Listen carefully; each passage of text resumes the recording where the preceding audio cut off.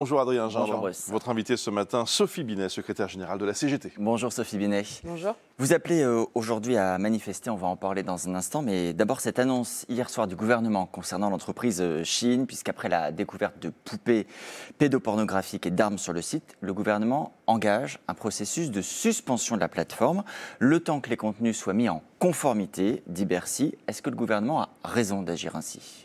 Oui, mais il était temps, en fait. Sur Chine, on a un gouvernement qui multiplie les gesticulations ridicules et qui fait l'inverse, en fait, de ce qu'il dit, puisque pour lutter contre ce type de plateforme, on a besoin d'avoir des services à Bercy qui puissent faire le suivi. Ça s'appelle la DGCCRF, la Direction de lutte contre les fraudes. On appelle parfois la répression des fraudes. Exactement, dont les effectifs ont été baissés d'un quart depuis 15 ans. Et là, avec ce projet de budget, ça va encore être amplifié.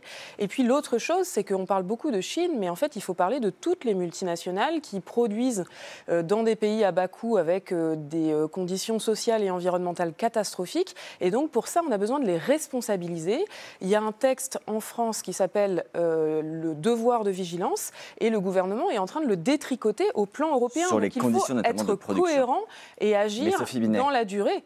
Le gouvernement n'est pas seul, il y a également des consommateurs. On l'a vu hier à Paris, il y a un stand Shein qui a ouvert au BHV avec des clients. Je propose qu'on les écoute. Très très belle. Et en plus, elle est pas chère, elle est à 38. 2 t-shirts, un pull, un t-shirt, une chemise à 120. Qu'est-ce que vous leur répondez? Eux, ils font des gains de pouvoir d'achat. Ben oui, c'est normal en fait. Le problème, c'est que les salaires aujourd'hui n'ont pas retrouvé leur niveau de 2020. Donc il y a de plus en plus de personnes qui galèrent pour boucler leur fin de mois.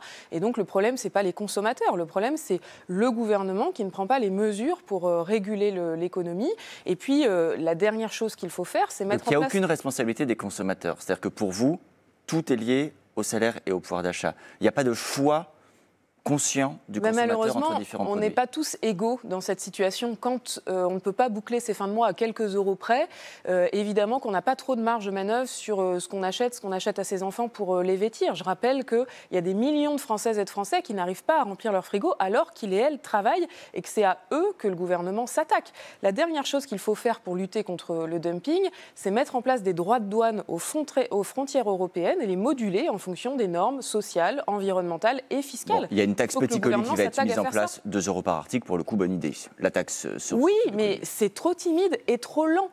Il faut que le gouvernement cesse de faire juste des gesticulations médiatiques, mais agisse dans la durée de façon déterminée, et pas seulement contre Chine, contre l'ensemble du dumping. Vous parliez pouvoir d'achat, notamment pour les plus modestes. Il se trouve que le gouvernement a aussi annoncé sa volonté de diviser par 2 la prime de Noël, en supprimant les versements aux bénéficiaires sans enfants. Écoutez ce qu'en disait hier soir sur LCI le ministre de l'économie, Roland Lescure. Si on veut stabiliser la dette, il faut faire des efforts. Il s'avère que dans les gens qui reçoivent la prime de Noël aujourd'hui, il y a des gens qui n'ont pas d'enfants. Et donc, on propose de recentrer le dispositif sur ceux qui croient encore au Père Noël. C'est pas une question de bon sens? Ça vous fait souffler, je vois. Non, mais c'est juste, c'est honteux, c'est indécent. C'est pas parce qu'on n'a pas d'enfants qu'on ne fête pas Noël.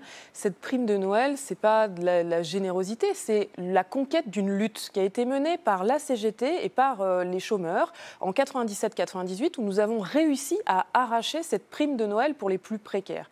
Et aujourd'hui, au lieu de s'attaquer aux milliardaires, le gouvernement va faire les poches de ceux qui galèrent déjà à finir leur fin de mois. Je trouve ça juste honteux et tellement mesquin. Donc il faut qu'ils reviennent en arrière sur ce point, c'est indispensable. Il y a également, puisque la période, vous l'avez quand même noté, est à la recherche d'économie, la volonté aussi d'inciter à faire changer les comportements. C'est le cas également sur les arrêts de travail, où là, ce sont 2 députés, ce n'est pas le gouvernement, ce sont des députés du groupe Lyotte et Modem, qui proposent que l'on permette aux médecins de prescrire du télétravail en alternative à un arrêt de travail. Pour vous, dans tous les cas, c'est arrêt de travail ou rien. Est-ce que parfois le télétravail ne serait pas préférable à un retour pur et simple au travail? Mais en fait, dans le télétravail, il y a le mot travail. Donc, quand on est malade, on a besoin de s'arrêter de travailler. Le problème, c'est qu'il y a une grande confusion. Ça, c'est déjà le fait. Il y a beaucoup d'entreprises dans lesquelles les salariés ne se mettent plus en arrêt maladie, mais continuent en télétravail. Et vous-même, vous n'avez jamais travaillé en étant un peu malade, un peu enrhumé ou légèrement blessé quelque part? Moi, ça m'est arrivé. Mais moi, mes seuls patrons, c'est les syndiqués de la CGT. Donc, c'est une situation complètement différente. différentes. Et donc, ce qu'il faut, c'est que les médecins cessent d'être culpabilisés comme aujourd'hui quand ils ont à prescrire des arrêts de travail, puisque ce projet de budget va aussi limiter la durée maximum des arrêts à 15 jours. C'est complètement absurde. On manque de médecins sur tout le territoire. On pourra revoir un médecin pour qu'il le renouvelle. C'est pas 15 jours et c'est terminé. On manque de médecins sur tout le territoire. On a des personnes qui galèrent pour avoir des rendez-vous médicaux et on va forcer à retourner chez le médecin, alors que si on s'est cassé le bras, ce n'est pas 15 jours qui vont suffire en arrêt de travail. Donc il faut que le médecin puisse prescrire un arrêt nécessaire. C'est aussi ça qui permet à l'entreprise de s'organiser. Par exemple, justement, une pathologie lourde, il faut un arrêt long et comme ça, l'entreprise a le temps de recruter un remplaçant. Si c'est de 15 jours en 15 jours, on ne peut pas s'organiser. Donc c'est le type de mesure totalement absurde. Je le disais aujourd'hui, vous appelez avec d'autres organisations, les retraités notamment, à manifester contre le projet de budget du gouvernement. Or, il se trouve que Sébastien Lecornu a d'ores et déjà dit qu'il allait renoncer au gel des pensions de retraite. Ce serait une manifestation de soutien, en fait. D'abord, il faut que cette annonce se concrétise. Or, aujourd'hui, nous n'avons pas les détails. Et il y a un débat parlementaire en cours, ça a été annoncé, soutenu. Oui. La question, c'est le comment. Le diable est souvent dans les détails. Donc, nous avons entendu que peut-être il y aurait un plafonnement. Ça serait seulement limité aux retraités les plus modestes. C'est l'ensemble des retraités qui doivent avoir une garantie de leur pouvoir d'achat et qui doivent garder leur retraite indexée sur l'augmentation des prix. Ensuite, ce projet de budget, il prévoit de désindexer dans la durée les pensions de retraite, c'est-à-dire jusqu'en 2030. Ça, c'est très grave parce que ça graverait dans le marbre la baisse de pouvoir d'achat des retraités. Donc, il faut que le gouvernement... Une moindre augmentation jusqu'en 2030, qui était déjà engagée. Et puis le dernier point, c'est sur la santé. Ce budget va mettre en place une taxation des malades extrêmement violente, puisque les franchises médicales vont doubler avec des montants qui pourraient atteindre 350 € par personne.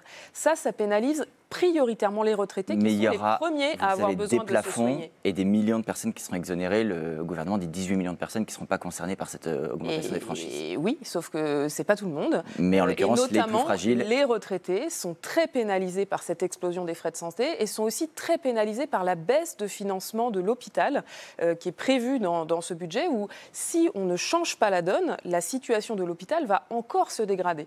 Donc il y aura aujourd'hui des centaines de rassemblements sur le territoire de retraités et il faut absolument que le message des retraités soit entendu, que les pensions soient réindexées et que surtout les franchises médicales soient enterrées. Un dernier mot, en tant que partenaire social, puisque vous êtes représentante d'un syndicat, on en parlait tout à l'heure dans le journal, une étude montre que les ruptures conventionnelles remplacent largement les démissions. C'est une évolution. D'ailleurs, le ministre du Travail, Jean-Pierre Farandou, disait la semaine dernière, certains y voient un droit de tirage du chômage, puisque je rappelle que les ruptures conventionnelles ouvrent droit au chômage, contrairement aux démissions. Est-ce que vous reconnaissez, vous, qu'il y a des abus et que le dispositif est détourné ? En fait, il faut rappeler l'origine des ruptures conventionnelles. Elles ont été créées en 2008 à la demande du patronat qui trouvait qu'il ne pouvait pas licencier assez facilement. Depuis, que s'est-il passé ? Il y a eu une série de réformes qui se sont enchaînées. Maintenant, il n'y a rien de plus facile que de licencier. Résultat, le patronat ne veut plus des ruptures conventionnelles qui ont permis à un certain nombre de salariés, effectivement, de pouvoir négocier un départ.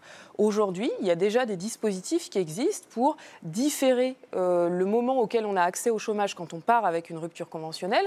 Donc, nous sommes très inquiets d'une nouvelle stigmatisation des salariés qui partent avec une rupture conventionnelle, sachant qu'en général, c'est quand même le patron qui décide des choses et de toute manière, c'est le patron qui a la main sur la signature des ruptures conventionnelles. Merci beaucoup Sophie Binet, merci Adrien Jean.